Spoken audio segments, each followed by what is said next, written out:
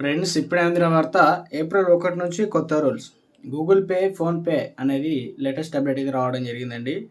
So, ఆ వివరాలు ఏంటనేది వీడియోలో తెలుసుకుందాం. వీడియోని చివరి వరకు చూడండి. కంప్లీట్ ఇన్ఫర్మేషన్ అయితే అర్థమవుతుందండి. మీలో ఇంకెవరైనా సరే మన ఛానల్ సబ్స్క్రైబ్ చేయకుండా చూస్తున్నట్లయితే వెంటనే మన ఛానల్ సబ్స్క్రైబ్ చేసుకోండి. ప్రభుత్వం నుంచి వచ్చే లేటెస్ట్ అప్డేట్స్ అన్నీ కూడా ముందుగానే మీ ఫోన్ నోటిఫికేషన్ రూపంలో అందించడం జరుగుతుందండి.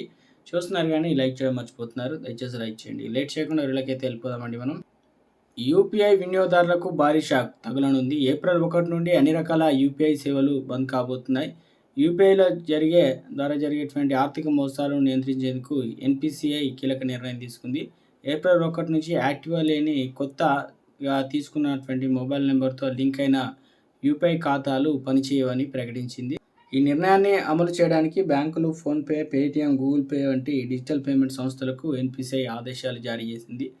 యూపీఐ లావాదేవీలో అంతరాయం కాకుండా ఉండేందుకు వినియోగదారులు తమ రిజిస్టర్డ్ మొబైల్ నంబర్ యాక్టివ్‌గా ఉంచుకోవాలని సూచించింది. యూపీఐకి లింక్ అయి వినియోగంలో లేని లేదా మార్చిన నంబర్ల ఖాతాలను ఇప్పటికే యాక్టివ్‌గా ఉండడం వల్ల సైబర్ మోసగాళ్లు ఆర్థిక నేరాలకు పాల్పడే అవకాశం ఉందని పేర్కొంది.